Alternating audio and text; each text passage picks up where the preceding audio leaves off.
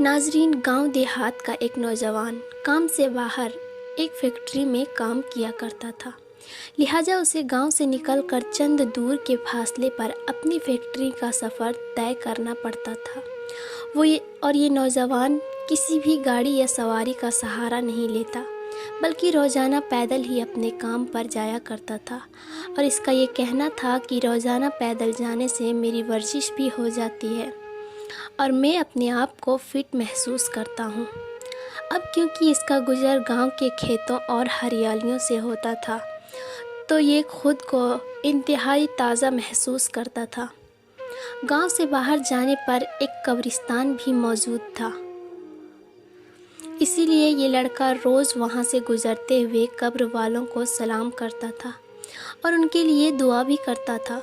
लेकिन नाजरीन, पिछले तकरीबन 3 दिन से इसके सामने एक अजीबो गरीब वाक़या पेश आ रहा था और इसे समझ में नहीं आ रहा था कि इस वाक़ये का क्या वजह है। वो ये सोच रहा था कि मुझे यहाँ से गुज़रते हुए तकरीबन 10 साल हो गए, लेकिन आज तक तो ऐसा कभी नहीं हुआ। असल में नाजरीन, पिछले 3 दिन से उसके साथ कुछ यूँ हो रहा था। वो जब भी कब्रिस्तान के बाहर से गुज़रता था तो उसको कब्रिस्तान के अंदर से कुत्तों के भौंकने की तेज़ तेज़ आवाज़ें आया करती थी। वो बड़ा परेशान था कि आखिर कब्रिस्तान में कुत्ते कहाँ से आ गए और इतनी ज़ोर ज़ोर से आवाज़ क्यों निकाल रहे हैं, क्योंकि कब्रिस्तान को तो वैसे ही खामोशी का शहर कहा जाता है, और फिर खामोशी के अंदर ये कुत्ते इतना ज़्यादा ज़ोर ज़ोर से क्यों बोल रहे हैं।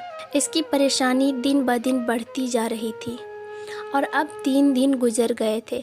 आखिरकार नौजवान ने ये फ़ैसला किया कि आज वो कब्रिस्तान में दाखिल होगा कि आखिर किस जगह पर खड़े होकर ये कुत्ते भौंक रहे हैं और आखिर माजरा क्या है।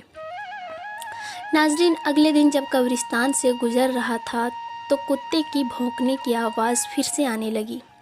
जैसे वो शख्स कब्रिस्तान में दाखिल हुआ तो उसने देखा कि 4 दिन पहले जिसकी मौत हुई थी, उसकी कब्र पर खड़े होकर कुत्तों का एक गिरोह अजीब तरह से आवाज़ें निकाल रहा है। वो बहुत परेशान हुआ और कहने लगा कि अभी 4 दिन पहले ही तो ये कब्र तैयार हुई है, तो ऐसा क्या मामला हुआ कि कुत्ते इसकी कब्र पर खड़े होकर भौंक रहे हैं। उसने जब ये देखा तो ये फ़ैसला किया कि आज शाम को जाकर गांव की पंचायत में सबको इस बात के बारे में बताएगा कि अभी जो शख्स 4 दिन पहले ही दुनिया से चला गया था, उसके कब्र पर पिछले 3 दिन से कुत्ते भौंक रहे हैं। लिहाजा शाम को अपने काम से फारिग होकर वापस आता है और आकर तमाम हाल गांव वालों के सामने बयान कर देता है। उसके बाद नाजरीन, उस कब्र में क्या हुआ, जब गांव वालों ने कब्र को खोला तो उसके अंदर उन्हें मिला, आगे हम आपको वीडियो में बताएंगे। लेकिन उससे पहले आप लोग इस वीडियो को एक लाइक ज़रूर कर दीजिएगा। नाजरीन, गांव के पंचायत में बड़े आलिमों और अहले इल्म ने ये फ़ैसला किया कि कब्र कुशाई की जाए और देखा जाए कि आखिर अंदर क्या मामला है। इसके लिए पहले तो गांव वालों ने मुर्दे के घर वालों से इजाज़त लेना मुनासिब समझा। उसके घर पहुंचे और घर वालों से तमाम हालात बयान कर दिए। इस शख्स के भाई ने कहा कि अगर आप देखना चाहते हैं कि अंदर क्या मामला है तो हमारी तरफ से आपको इजाज़त है, लेकिन हम आपके साथ नहीं जाएंगे। आप खुद अकेले जाकर कब्र को खोल कर देख सकते हैं। नाज़रीन, लोगों के लिए ये तो बड़ी हैरानी की बात थी। एक भाई अपने ही भाई की कब्र खोलते वक्त वहाँ पर मौजूद ना हो, लेकिन लोगों ने इस बात पर ज़्यादा गौर करने के बजाय ये सोचा कि पहले कब्र खोलकर देख लिया जाए कि आखिर क्या माजरा है। लिहाजा उसके घर वाले तो साथ में नहीं गए, लेकिन गांव के काफ़ी तादाद में लोग कब्रिस्तान पहुंच चुके थे और कब्र खोदने का सामान भी वहां आ चुका था।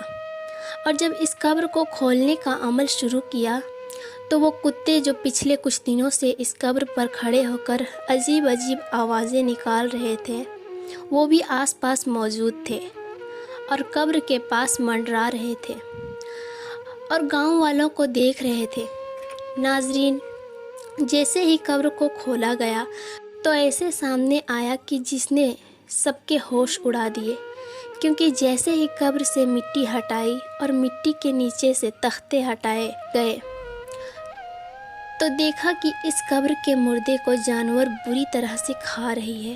یہ منظر دیکھ کر لوگوں کے چیخیں نکل گئے۔ وہ فوراً اس کی قبر کو بند کر کے گھر کی طرف آنے لگے، کیونکہ اس مردے کو جانور اتنی بری طرح سے کھا رہے تھے کہ جو وہاں پر موجود تھے، یعنی جو لوگ وہاں پر موجود تھے، ان پر کپ کپی طاری ہو گئی، اور انہوں نے اسی میں اپنی بھلائی سمجھی کہ اس کی قبر سے جتنا دور ہو سکے اتنا دور رہنا چاہیے۔ لیکن ناظرین، سوال یہ اٹھتا ہے کہ آخر اس کا کون سا گناہ تھا جس کی وجہ سے اس کی قبر میں اتنا خوفناک عذاب ہو رہا ہے؟ ناظرین، اب دوبارہ گاؤں والے اکٹھا ہوئے اور اس شخص کے گھر دوبارہ پہنچے اور پوچھا کہ تمہارے بھائی نے آخر ایسا کیا کیا تھا جس کی وجہ سے اس پر اتنا سخت عذاب نازل ہوا ہے کہ مرنے کے صرف 3-4 دن بعد ہی اس کو قبر میں جانور اتنی بری طرح سے کھا رہے تھے۔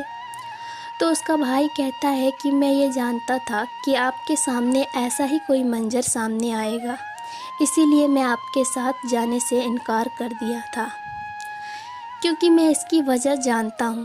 لوگوں نے سوال کیا کہ بتاؤ آخر اس کی کیا وجہ ہے؟